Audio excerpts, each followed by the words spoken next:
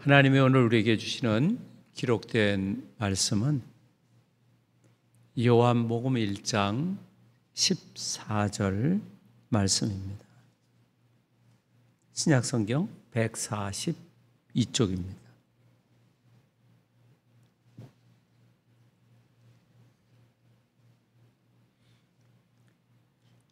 말씀이 육신이 되어 우리 가운데 거하심에 우리가 그의 영광을 보니 아버지의 독생자의 영광이요 은혜와 진리가 충만하더라. 아멘. 같이 읽겠습니다. 시작. 말씀이 육신이 되어 우리 가운데 거하심에 우리가 그의 영광을 보니 아버지의 독생자의 영광이요 은혜와 진리가 충만하더라. 말씀이 사람이 되셨습니다. 십자가라는 단어를 기독교의 중심으로 이해한 사람들에게는 말씀이 사람이 되었다는 그 의미가 좀 생소하게 느껴지기도 합니다. 말씀이 육신이 되었다. 말씀이 사람의 그 몸이 되었다고 하는 것입니다.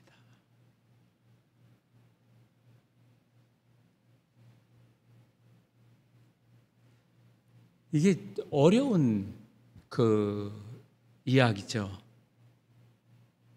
이 말씀이 그 당시의 사람들에게 유대인이나 또는 그 외에 그리스도인이든지 오늘 우리에게도 이해하기 어렵고 그리고 꺼리끼는 표현이기도 합니다. 우리는 이것을 거룩한 육신이 되었다. 그래서 성육신 그렇게 표현합니다. 육신이 되었다. 근데 그 육신이 거룩한 몸이 되었다. 성육신. 즉 말씀이 육신이 되셨습니다. 하나님이 사람이 되었다는 이 성육신은 성경에서도 아주 독특한 표현입니다. 이 말씀이 성육신이 되었다고 하는 이 개념은 예수님의 잉태라든지 또는 동정녀 탄생과는 아무런 관계가 없는 것입니다. 그래서 성육신은 그저 또 하나의 어떤 하나의 기적이 아니라 그것을 넘어서는 큰 기적인 거죠. 하나님의 영광이 사람에게 나타나고 하나님이 사람, 참 사람이 되는 일, 흔하지 않은 거죠. 예수님 당시에나 뭐 지금도 그렇지만 모든 종교는 신이 사람이 되는 그러한 종교는 없죠. 다 사람이 뭐 신이 된다든가 이런 그 개념을 갖고 있는데 이 기독교는 아주 독특한 차별화된 그런 그 개념을 가지고 있는 것입니다. 참으로 신성하고 영원한 말씀, 근데 그 말씀이 환상이나 어떤 일시적인 깨달음으로 나타나는 것이 아니라 구체적인 사람으로 나타난 거죠. 유대 팔레스타인의 그것도 아주 외딴 지방, 즉 시골 나사렛 지방의 유대인, 그리고 그가 가장 수치스러운 그러한 그 십자가의 죽음을 맞이한 그 예수님, 바로 그분이 바로 하나님이라고 하는 이러한 요한복음의 가르침은 다른 복음과는 차별화되고 생소한 그러한 가르침입니다. 이 세상을 창조하기 이전부터 계셨던 그 말씀이 우리 가운데 거하신다는 겁니다. 그래서 육신이 되셨다. 육신이라고 하는 것은 그런 세상적인 또는 허무한, 부패한, 죽을 수밖에 없는 그 인간의 존재를 표현하는 그런 말이 육신이잖아요.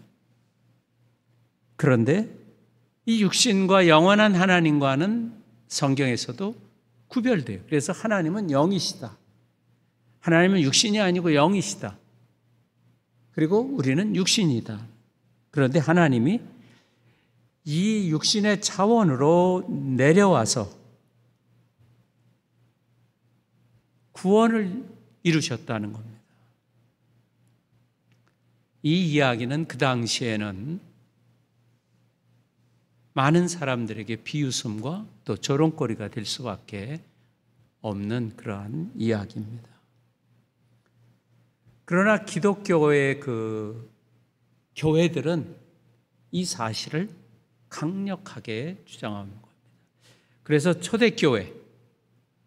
초대교회에서는 이 말씀을 교리로 정해서 주장한 거죠. 삼위일체 하나님 교리라든지 이 성유신 교리로서.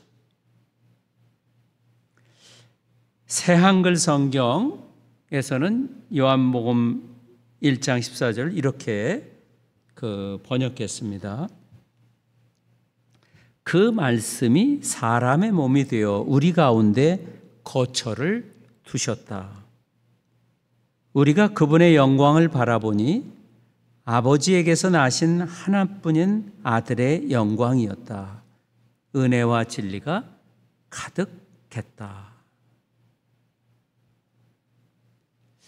예수님은 육신이 된 말씀이고 단순히 어떤 하나님의 현현으로 나타난 그런 것이 아닌 거죠. 특정한 장소에 특정한 시간에 그리고 그 부모님들 있잖아요. 성경에 보면. 그리고 성경에서는 그는 피곤하기도 하고 목마르기도 하고 눈물을 흘리고 또 열정적이고 그리고 다른 사람이 때리면 얻어맞기도 하는 십자가에서 그야말로 옷이 다 벌거벗기는 벌거숭이로 죽는 그러한 육신이 된 말씀이다 하는 거예요. 육신이 된 하나님. 하나님의 그 신성은 그 예수님의 그 인성으로 인해서 축소되지는 않는 거죠. 예수님을 하나님으로 부르면서 우리는 그 예수님을 우리의 구세주로 고백하는 것입니다. 참으로 영원한 하나님의 말씀이 십자가에 못 박혀 죽은 인간의 몸을 입고 인류 역사 속으로 하나님이 들어오셨다고 하는 이 사실이 요한복음에서는 가장 큰 복음으로 제시하는 겁니다. 하나님이 사람이 되셨다. 두 번째로 14절 다시 한번 읽어보죠. 말씀이 육신이 되어 우리 가운데 거하심에 우리가 그의 영광을 보니. 우리 가운데 거하신다. 우리 가운데 거하신다는 것은 거한다는 건 산다는 거 아니에요. 우리 가운데, 인류 가운데 그분이 사신다는 거예요. 이건 구약에서 온 용어입니다. 구약에서는 하나님이 인간 세계에 와서 거하시는 장소를 정했어요.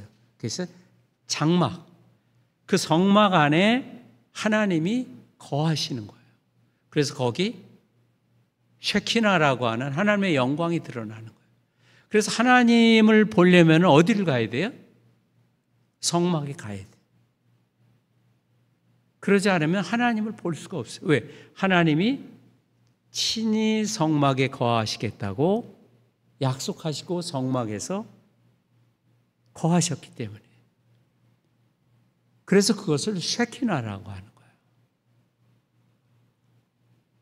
그런데 이 하나님의 말씀이 사람들 가운데 거하신다. 즉 성막을 치는, 텐트를 치고 사시는 거예요. 하나님이 선택된 백성과 함께 하시는 거예요. 그게 성막이잖아요. 구약에서는 하나님의 백성과 함께 하는 것은 성막밖에 없어요. 그 하나님이 이제 성막이 아니라 예수 그리스도 안에 하나님이 장막을 치셨다는 겁니다. 그래서 성육신이라는 이 추상적인 개념은 하나님이 자식이 백성들 가운데 거하신다고 하는 그러한 의미를 우리에게 알려주는 것입니다. 그래서 말씀이 육신이 되어 우리 가운데 거하신다.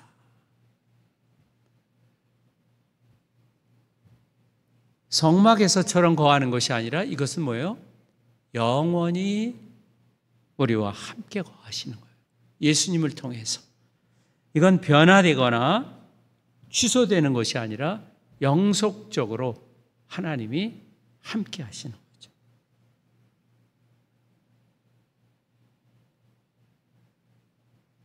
성막 안에 임한 하나님이 이제 예수님 안에서 나타나서 우리와 함께 하시는 것입니다. 그런데 그것을 보았으면 우리가 보한 거예요. 우리가 사도들이 본 거예요. 사도들이 본 것을 우리에게 전해주는 거예요. 우리는 예수님을 본 적이 한 번도 없죠. 왜냐하면 2000년 전의 역사이기 때문에. 이 사도들이 본 것을 우리는 어떻게 해요? 성령을 통해서 그대로 믿는 거예요. 내가 본 것처럼 우리는 고백하는 겁니다.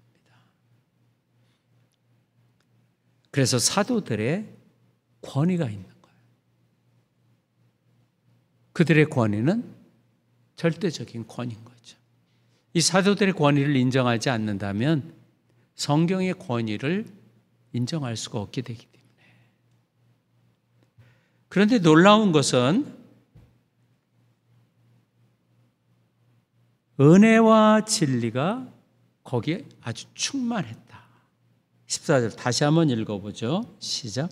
말씀이 육신이 되어 우리 가운데 거하심에 우리가 그의 영광을 보니 아버지의 독생자의 영광이요 은혜와 진리가 충만하더라.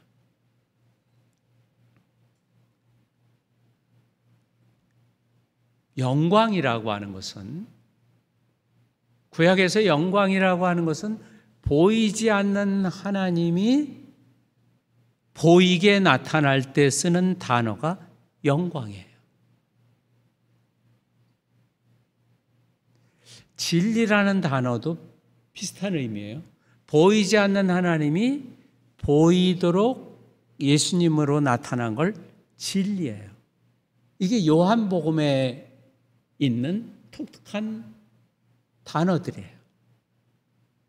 말씀이 육신이 됐다고 하는 요한복음에만 나오듯이 성막에 하나님이 임할 때 뭐가 나타나냐면 꼭 구약 성경에서는 하나님의 영광이 나타났다는 거예요. 그 영광은 하나님을 볼 수 있도록 나타나는 거예요. 하나님이 거기 나타나는 계신지 안 계신지를 우리는 눈으로 봐야 알잖아요. 그때 쓰는 용어가 영광인 거예요. 그게 쉐키나예요. 그래서 기독교인의 쉐키나 영광은 예수 그리스도밖에 없는 거예요.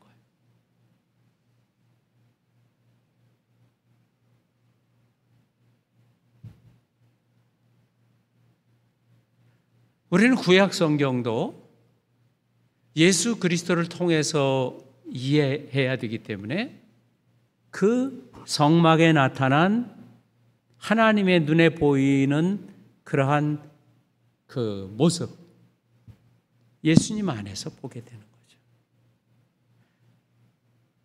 그러니까 성막에 나타난 하나님의 나타나심이 예수님에게 나타났는데 어떻게 나타났냐? 아주 가득 나타났다는 거예요.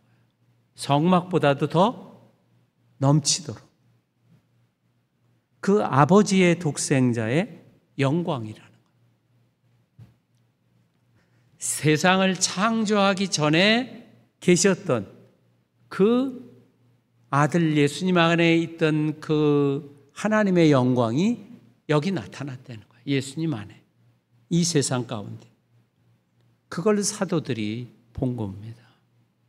그리고 은혜와 진리가 충만하더라. 예수님께서 이 세상에 살아 계셨을 때 이미 그 영광을 알아볼 수 있는 거예요. 예수님이 어떤 일을 해서 그 영광을 보는 것이 아니라 예수님 자체 안에 그 영광을 사도들이 보았다고 하는 것입니다. 육신을 입으신 예수 그리스도 안에 하나님의 영광이 아주 환하게 빛을 발했다. 그래서 성화에서는 이 예수님 또 아들이신 예수님, 성부 하나님, 성령 하나님 할 때 이렇게 크게 후광을, 영광을 표시하는 어떤 그런, 그래서 동그랗게 그리잖아요. 머리 뒤에 이게 영광이 눈에 보이도록.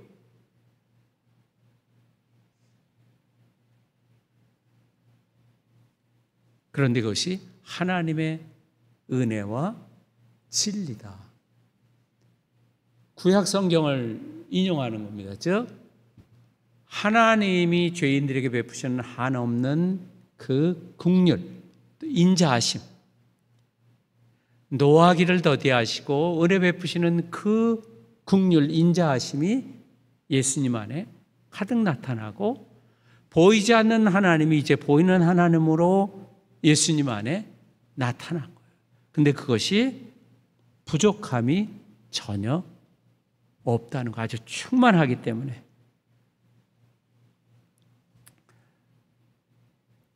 그러나 이러한 그 성육신, 예수님의 성육신을 부정하는 자들이 있습니다. 예수님 당시.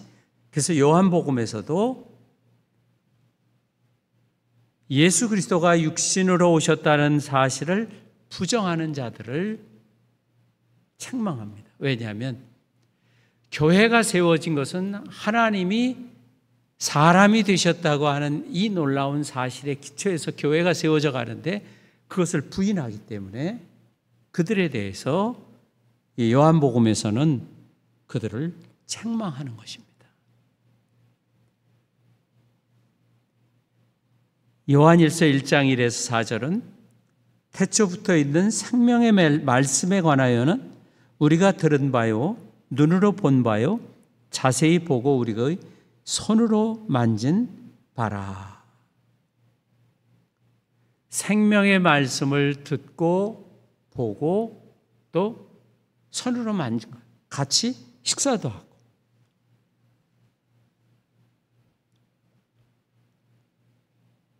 기독교의 그 말씀은 예수 그리스도 안에 나타난 하나님의 계시의 어떤 직접적인 지식에 근거해서 기독교는 존재하는 겁니다. 성육신하시 사신 하나님을 믿지 않는 사람들은 결국은 그 신앙이 왜곡되어 있는 거죠. 그래서 진리인가 아닌가를 기준하는 그 판가름하는 것이 말씀이 성육신하신 하나님이 사람이 됐다는 것을 고백하는가 고백하지 않는가가 바로 기준이 되는 거죠. 그래서 요한일서 4장 2절에는 이로써 너희가 하나님의 영을 알지니 곧 예수 그리스도께서 육체로 오신 것을 시인하는 영마다 하나님께 속한 것이요. 예수님을 단순한 사람으로 하는 것은 성령의 역사가 아니라 그건 악령의 역사고, 하나님이 주신 성령을 받은 자들은 이 예수님이 바로 하나님이 사람이 됐다는 그런 사실을 믿는 거라는 거죠. 참된 기독교의 신앙 고백이란 성육신, 즉 예수님이 살과 피를 지닌 사람이 되셨다는 것을 포함하는 것입니다.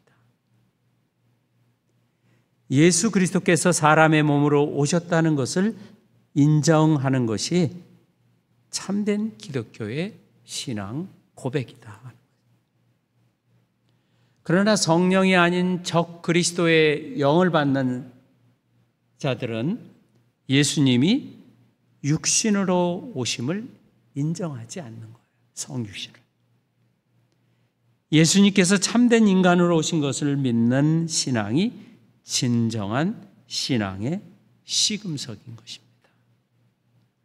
그래서 요한복음 1장 1절에서부터 18절까지 이것을 계속 강조하는 것입니다.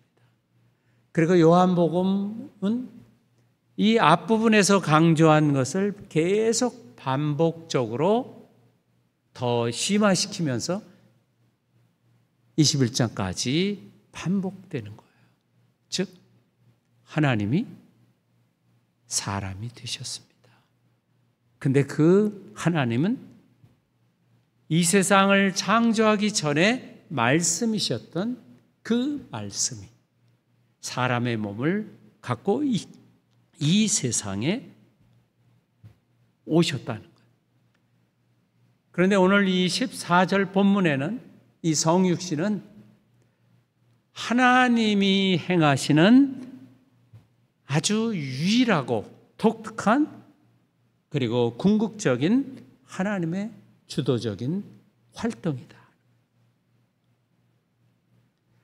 그래서 예수 그리스도를 믿는 교회는 사람에 의해서 존재하는 것이 아니라 성육신 하신 그 하나님의 주도적인 활동을 하신 그 하나님에 의해서 교회가 오늘 존재하게 된다는 것입니다.